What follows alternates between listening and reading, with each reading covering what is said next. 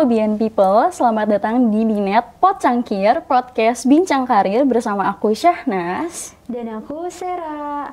Wah, lagi masanya UAS nih. Gimana BN People? UASnya aman nggak?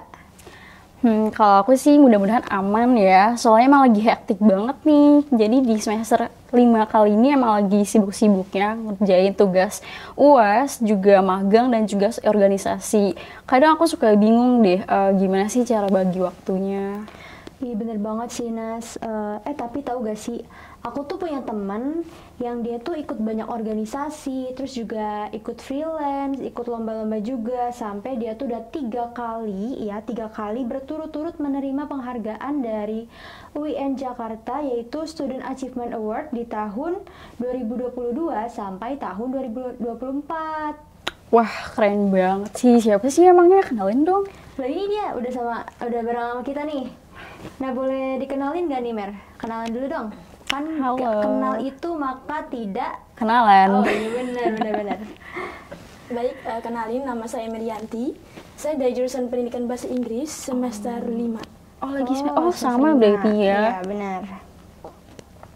Oke, apa kabar Mary? Sekarang Mary kesibukannya apa nih? UASnya aman gak sama nih? Alhamdulillah aman dan udah selesai juga. Oh udah selesai. Cuman ada beberapa kegiatan juga lain selain daripada UAS. Oh oke. Oh ya Mir, aku penasaran nih, tadi kan kamu bilang kamu tuh lagi banyak ikut organisasi ya. Nah kira-kira organisasi apa sih yang lagi kamu ikuti sekarang ini? Banyak banget ya. Yang pertama juga organisasi dari Salman ITB, kemudian juga ada FRESH. FRESH itu sebuah UKM di UIN Jakarta yang fokus di bidang kepenulisan dan riset. Selain itu juga aku ngikut AMCOR, American Corner UIN Jakarta. Gitu. Keren banget sih. Wow, banyak banget ya. Aku ikut satu organisasi aja, itu aku udah pusing banget loh. Ini gimana tadi Mary ada 3 ya. Terus juga kalau lombanya nih, aku penasaran. Kira-kira Mary ikut lomba apa aja nih? Lombanya itu ada beberapa ya. Yang pertama ada lomba karya tulis ilmiah, kemudian lomba esai juga, dan lomba debat baru-baru ini. Debat apa nih? Bahasa Inggris, bahasa Indonesia, bahasa Arab? Bahasa Indonesia dong. Bahasa Indonesia. Ya aku tuh jadi pengen tahu deh, BN People pasti juga pengen tahu kan, kira-kira Mary itu kalau dapat lomba itu dari mana sih? Soalnya kan aku tuh juga mau ikut, tapi minim banget informasi. Gitu. Iya ya, sayang banget ya. Kadang kita mahasiswa yang harusnya aktif, tapi sayang banget nih kurang banget dapat informasi. Nah dari aku sendiri, aku tuh punya emang inisiatif untuk cari lomba sendiri. Contohnya ya, aku memanfaatkan sosial media seperti Instagram, TikTok. Itu banyak banget informasi-informasi yang beredar gitu. Selain daripada itu juga, aku memang ada beberapa dari dosen-dosen yang mengabarkan kayak ini ada info kegiatan ini, mau ikut nggak gitu ya. Karena saya anaknya suka mencoba sesuatu hal baru nih, ya udah aku gaskan aja gitu. Dari situ sih, dari memanfaatkan Instagram dan TikTok itu ada informasi lomba. Berarti juga dari gitu. sosial media. Betul. Ya. Oke, terus selain kesibukan lomba sama organisasi nih, kira-kira apa yang jadi kesibukan Mary? Selain daripada lomba sama organisasi, aku juga kerja remote, itu di IFOS. Nah, lembaga IFOS itu adalah lembaga yang dinaungi sama mahasiswa ITB sama alumni ITB. Dia fokus ke bimbingan belajar gratis, dan itu memang fokus ke anak-anak Indonesia Timur, seperti itu. Di situ aku jadi sebagai mentornya. Mentor gitu ya. Kalau di situ kira-kira ngajar apa? Apa akademik juga kah gitu? Nah, karena di IFOS itu punya 2, ada tutor sama mentor. Nah, tutor itu kan yang mengajari ya. Yeah. Nah, sedangkan aku sebagai mentor yang mendampingi proses pembelajaran anak-anak. Jadi aku fokusnya ya melihat rekap absensi mereka, keaktifan mereka, dan bercerita tentang pengalaman mereka dan sebagainya. Lebih fokus ke mendampingi mereka belajar sih, seperti itu. Oke deh. Next, berarti gimana sih cara Mary memprioritaskan antara semua kegiatan itu dari mulai kuliah, organisasi, dan juga semua lomba-lombanya itu, jadi mana yang lebih diutamakan? Ini cukup sulit ya, karena memang saya suka di semua kegiatan gitu. Cuman kita juga perlu tahu lagi nih, karena yang paling pertama aku tetap memprioritaskan kuliah aku sendiri, karena memang aku datang ke sini ya memang pengen kuliah gitu. Nah kemudian juga cara untuk menentukan prioritas kita, aku melakukan hal yang aku suka gitu. Jadi ketika aku mengikuti sebuah organisasi ya aku memang mencari organisasi yang memang aku suka dan aku lakonin gitu. Jadi ya itulah cara aku sendiri. Yang pertama yaitu suka dulu sama kegiatannya. Jadi ketika ada hal-hal yang harus dikerjakan ya kita enjoy gitu. Benar-benar. Oke, terus Mary tuh selain punya kesibukan dari kegiatan-kegiatan itu, punya jadwal harian nggak atau mingguan, biar cara bagi waktunya gimana? Ya itu tentu ada, karena kan memang karena sebanyak itu kegiatannya, jadi aku punya rekapan harian, bahkan nggak per minggu tapi bahkan per hari gitu. Misalnya aku tuh setiap sholat subuh kayak aku selalu mencatat aku akan ngapain nih di hari ini gitu. Jadi ya ketika aku udah memetakan hari ini aku memiliki kegiatan apa aja, jadi aku bisa langsung mengerjakannya gitu. Tapi satu, biar itu terjalan dengan baik kan kadang kita nyusun tapi tidak mengerjakannya gitu. Satu hal yaitu konsisten gitu, komitmen, dan ketika kamu udah menulis ya kamu harus benar-benar melakukan itu gitu. Oke, bagus. Terus ada gak tantangan terbesar yang pernah kamu hadapin nih saat bagi waktu di antara ketiga aktivitas itu? Ada, yaitu ketika semua jadwal itu bentrok. Dan itu kan mau gak mau kita harus mengikuti di salah satu gitu. Jadi caranya memang ya ketika udah bentrok ya kan kita dikasih tugas dulu. Misalnya kuliah dan sebagainya ya kembali lagi ke prioritas. Jadi kita ya tetap menentukan prioritas kita. Kalau aku udah sendiri ya misalnya kalau bentroknya organisasi, kuliah sama kerja juga ya aku ya memilihnya kuliah gitu. Bener sih. Terus gimana cara Mary menjaga konsistensi dalam menjalankan semua tanggung jawab itu? Cara aku menjaga konsistensi aku, selain daripada bikin jadwal, menentukan tujuan dan sebagainya, aku sering nonton video-video motivasi atau video orang-orang yang menjadi role model aku. Contohnya aku sendiri suka Ibu Retno Marsudi. Jadi aku nontonin tuh video nasihat dan sebagainya, itu bisa aja men-trigger semangat aku lagi gitu. Jadi ya itu cara aku untuk membangun semangat aku gitu. Terus pernah nggak merasa kewalahan gitu, capek? Kalau pernah, ngatasinnya gimana ya? Iya, itu pernah banget ya, karena kan kadang kita ada suatu masa aku kayak bad mood, terus juga yang burn out gitu. Jadi cara aku sendiri, aku me time gitu. Aku jalan-jalan, terus aku nggak apa-apa walaupun aku memang jalan sendiri gitu. Itu bisa membangkitkan semangat aku juga gitu. Selain daripada itu, aku juga suka musikan, terus nonton-nonton drakor gitu. Berarti me time ya? Me time-nya di rumah aja atau keluar atau? Nah, itu tergantung sih. Kalau aku iya kadang di rumah, kadang di luar, terus kadang juga di kamar kayak gitu. Kalau keluar sendiri atau sama temen atau tetap me time sendiri gitu? Tetap me time sendiri. Biasanya kemana sih kalau keluar? Kalau keluar itu biasanya aku suka ke ini di perpus. Nggak tahu ya. Iya, ke kampus-kampus juga. Gitu. Kirain healing kemana, jalan-jalan atau jajan. Okay. Perpus utama biasanya. Yang baru itu. Oke. Lanjut nih. Mary tuh pernah nggak sih ada di situasi di mana Mary tuh harus mengorbankan salah satu aktivitas Mary untuk fokus kepada aktivitas yang lain? Iya, itu pernah ya, ketika pas itu aku kan ada kegiatan ikut lomba nih. Iya. Nah, ternyata aku juga dapat arahan tuh untuk mengikuti inaugurasi beasiswa. Dan karena di hari yang bersamaan dan itu harus di Jogja juga, lombanya di Jogja, terus inaugurasi beasiswa juga di Jogja. Aku juga aku harus memilih prioritas, cuman aku pilihnya lomba kayak gitu. Kenapa? Karena memang lombanya itu aku lomba bertiga di Jogja, lomba esai di Jogja gitu. Jadi aku juga tahu tanggung jawab aku sebagai tim yang mana ya harus membarengi mereka. Jadi ya aku milihnya lomba, dan itu memang cukup sulit sih, kayak kita memang harus menentukan dua pilihan yang dimana sama-sama penting. Iya benar. Dan caranya aku mengkomunikasikan sih, komunikasi dengan aku berkomunikasi yang baik ke pihak beasiswanya kayak gitu. Aku ada alasan-alasan mengapa aku harus memilih lomba kayak gitu. Oke. Terus kira-kira nih, Mary tuh punya strategi apa sih yang Mary gunakan biar Mary itu tetap produktif di tengah jadwal Mary yang padat? Oke, aku punya sedikit strategi. Mungkin bagi teman-teman ini strategi yang cukup sederhana. Jawabannya adalah ketika kita punya waktu luang, kita habis pulang kuliah dan sebagainya, itu kita bisa banget untuk memanfaatkannya gitu. Misalnya kan ketika dosen ngasih tugas, ya udah kita langsung kerjakan kayak gitu, jangan ditunda-tunda lagi gitu. Atau enggak ketika ada jam kosong, ataupun kan pasti dosen juga mengubah jadwal sebagainya, ya itu adalah waktu-waktu kita gitu.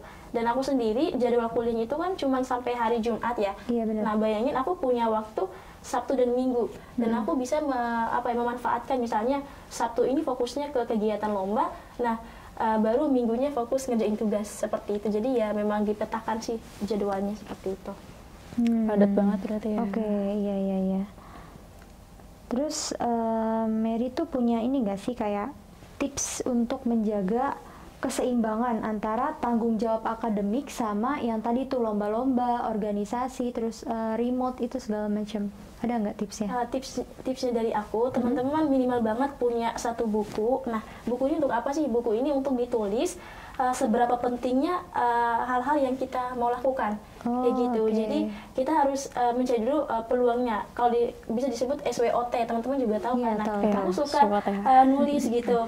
Ini kekurangannya apa, ini kelebihannya apa kalau aku mengikuti organisasi ini gitu. Jadi kita bakalan tahu nih berapa persen skala prioritas kita. Misalnya ya kuliah ya tetap 100%. Nah, organisasi berapa persen. Jadi kita memang harus menentukan juga komitmen kita, dan itu tadi skala prioritas kita itu berapa persen sih gitu. Jadi ketika kita mau melakukan sesuatu, itu kita udah tahu gitu jatahnya seberapa gitu. Oke, berarti tips Mary itu adalah menentukan skala prioritas ya, being people. Oh ya, terus Mary itu punya nggak sih cara tersendiri untuk supaya Mary itu tetap semangat dan tetap termotivasi gitu untuk tetap menjalani aktivitas Mary? Cara aku sendiri lagi seperti itu ya teman-teman.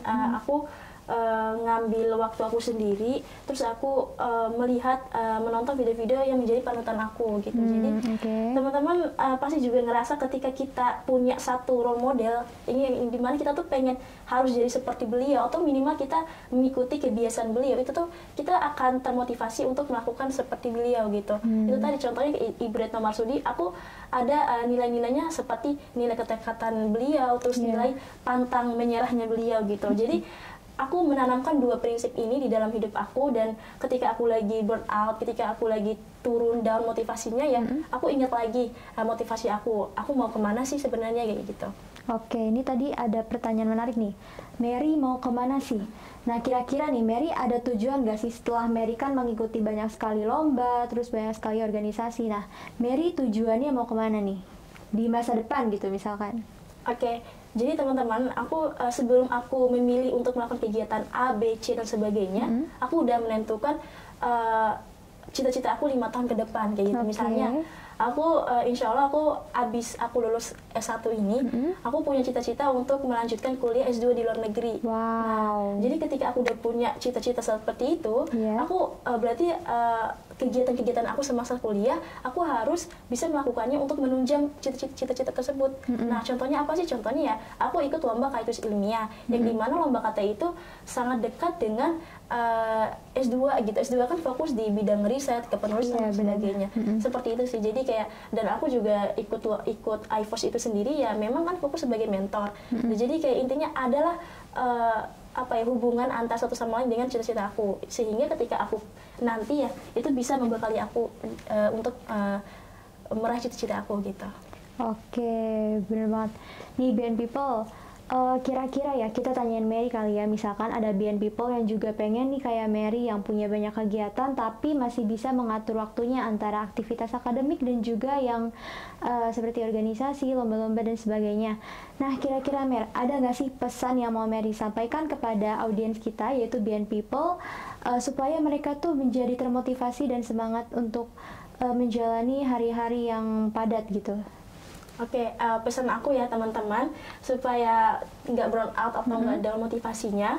Jadi pesan aku teman-teman harus menentukan tujuan teman-teman terlebih dahulu. Kadang kita itu apalagi Gen Z itu tuh tidak tahu arahnya kemana gitu. Jadi ketika mereka tidak tahu arahnya kemana, itu membuat diri mereka tuh ya udah asal ikut arus gitu. Jadi sehingga mereka ya udah ketika mereka nggak melakukan sesuatu, ya udah nggak apa-apa gitu. Padahal di usia sekarang itu kita lagi sedang menentukan jati diri kita siapa sih gitu. Terus apalagi nanti apalagi di umur 20-an lagi masa-masa mikir produktifnya kerjaan, produktifnya dan sayang banget kalau kita nggak menentukan hal itu. Yang jadi balik lagi teman-teman harus menentukan tujuan teman-teman itu mau apa ke depannya. Nah, aku juga pengen nanya nih, kayaknya buat pendapat dari Kak Mary aja. Kan tadi Kak Mary bilang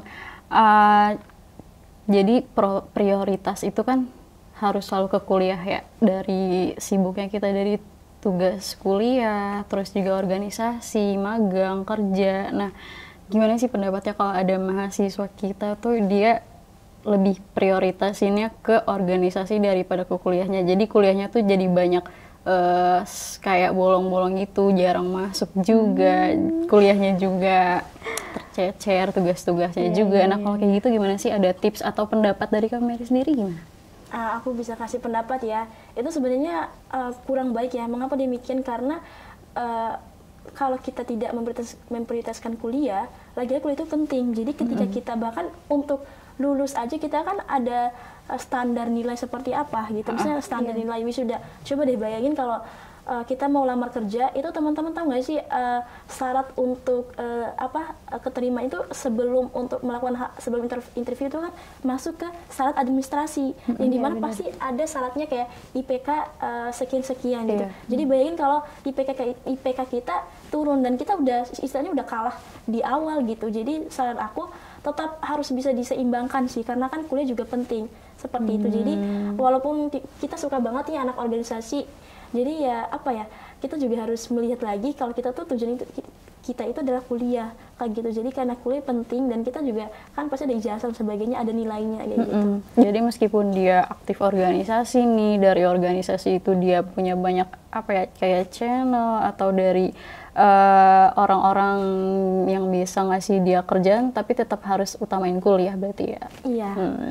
Terus aku juga pengen minta tips saran juga buat teman-teman yang masih kuliah juga, apalagi kan lagi semester hektiknya banget nih, semester pertengahan juga.